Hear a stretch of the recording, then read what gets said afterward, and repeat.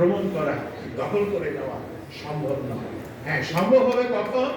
যখন আমাদের ভেতরে লক্ষ লক্ষ কুইসলিং এর সৃষ্টি হবে, যেটা হিটলার ফ্রান্স আক্রমণের সময় যে ডিসি গভর্নমেন্ট তৈরি করেছিলেন ফ্রান্সে, এইরকম কুইসলিং, অর্থাৎ আওয়ামী লীগ জাতীয় জিনিস যদি থাকে, তাহলে আমাদের স্বাধীনতা বিপন্ন হবে।